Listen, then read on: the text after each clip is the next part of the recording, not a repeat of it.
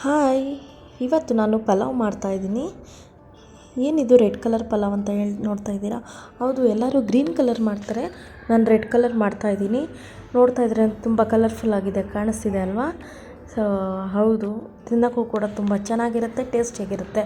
ಇದಕ್ಕೆ ನಾನು ಏನೇನು ಇಂಗ್ರೀಡಿಯೆಂಟ್ಸ್ ಹಾಕಿದ್ದೀನಿ ಅಂತ ಫಸ್ಟು ನಾನು ಜಾರಿಗೆ ಚಕ್ಕೆ, ಲವಂಗ, ಸೋಂಪು, ಶುಂಠಿ, ಬೆಳ್ಳುಳ್ಳಿ ಎಲ್ಲ ಹಾಕಿ ಪೇಸ್ಟ್ ಮಾಡ್ಕೊತಾ ಇದ್ದೀನಿ. ಆನಂತರ ಒಂದು ಕುಕ್ಕರ್ಗೆ ಎಣ್ಣೆ ಹಾಕ್ಕೊಂಡು ಅದು ಸ್ವಲ್ಪ ಕಾಯೋ ಗಂಟ ವೆಯ್ಟ್ ಮಾಡಬೇಕು. ಆ ನಂತರ ಸೋಂಪು, ಚಕ್ಕೆ, ಲವಂಗ, ಮರಾಠಿ ಮೊಗ್ಗು, ಅದಾದಮೇಲೆ ಈರುಳ್ಳಿ ಎಲ್ಲ ಹಾಕಿ ಚೆನ್ನಾಗಿ ಫ್ರೈ ಮಾಡ್ಕೋಬೇಕು. ಅದು ಗೋಲ್ಡನ್ ಬ್ರೌನ್ ಬರೋ ಗಂಟ ಫ್ರೈ ಮಾಡ್ಕೊತಾ ಇರಬೇಕು. ಆವಾಗ ಅದು ಟೇಸ್ಟ್ ಸಿಗೋದು ನಿಮಗೆ. ಯಾವಾಗ ಈರುಳ್ಳಿ ಬ್ರೌನ್ ಕಲರ್ ಬರುತ್ತೆ ಅವಾಗ ಟೇಸ್ಟ್ ಸಿಗುತ್ತೆ. ಸೊ ಅದಾದಮೇಲೆ ಬೀನ್ಸ್ ಹಾಕ್ಕೊತಾ ಇದ್ದೀನಿ. ಬೀನ್ಸ್ ಮತ್ತು ಅವರೆಕಾಳು ಹಾಕ್ಕೊಂಡು ಅದನ್ನು ಸ್ವಲ್ಪ ಫ್ರೈ ಮಾಡ್ಕೊತಾ ಇದ್ದೀನಿ. ಫ್ರೈ ಮಾಡ್ಕೊಂಡಿದ್ದಾದಮೇಲೆ ಸ್ವಲ್ಪ ಟೊಮೊಟೊ ಆ್ಯಡ್ ಮಾಡ್ಕೊತಾ ಇದ್ದೀನಿ. ಟೊಮೊಟೊ ಆ್ಯಡ್ ಆಗಿದ್ದಾದಮೇಲೆ ಅದನ್ನು ಚೆನ್ನಾಗಿ ಫ್ರೈ ಮಾಡ್ಕೋಬೇಕು. ಅಲ್ಲಿ ಸಿಪ್ಪೆ ಫೋಲ್ಡ್ ಆಗುತ್ತೆ, ಅಲ್ಲಿ ಗಂಟ ಅದನ್ನು ಫ್ರೈ ಮಾಡ್ಕೊತಾನೇ ಇರಬೇಕು. ಸೊ ಆವಾಗ ನಿಮಗೆ ಒಂದು ಟೇಸ್ಟ್ ಸಿಗುತ್ತೆ ಮತ್ತು ಅದು ರಸ ಕೂಡ ಬಿಡುತ್ತೆ, ಆಗ ಚೆನ್ನಾಗಿರುತ್ತೆ. ಯಾವುದೇ ಪಲಾವ್, ಯಾವುದೇ ವಸ್ತು ಆಗಲಿ ಚೆನ್ನಾಗಿ ಫ್ರೈ ಮಾಡಬೇಕು. ಸೊ ಆವಾಗ ತುಂಬ ಚೆನ್ನಾಗಿರುತ್ತೆ.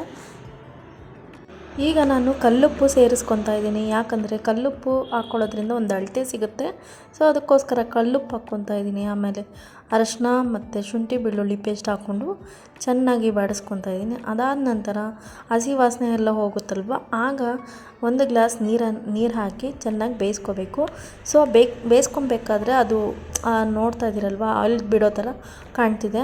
ಅದಾದಮೇಲೆ ಚಿಲ್ಲಿ ಪೌಡರ್ ಏನು ಬೇಕೋ ಎಷ್ಟು ಬೇಕೋ ಹಾಕ್ಕೊಂಡು ಚೆನ್ನಾಗಿ ಅದನ್ನು ಬಾಡಿಸ್ಕೋಬೇಕು. ಬಾಡಿಸ್ಕೊಂಡಿದ್ದಾದಮೇಲೆ ನೀರು ಅಳತೆಗೆ ತಕ್ಕಷ್ಟು ಹಾಕ್ಕೊಂಡು ಅದಾದ ನಂತರ ಅಕ್ಕಿ ಹಾಕ್ಕೊಂಡು ಸೊ ಆ ಮೆಜರ್ಮೆಂಟ್ ಏನಿದೆ ಅದು ಕರೆಕ್ಟಾಗಿ ನೀರು ಹಾಕಿದ್ರೆ ಸೊ ಪಲಾವ್ ರೆಡಿ ಆಗುತ್ತೆ. ನೋಡ್ತಾ ಇದ್ದೀರಲ್ವ ಎಷ್ಟು ರೆಡ್ ಕಲರಲ್ಲಿದೆ ಅಂತ.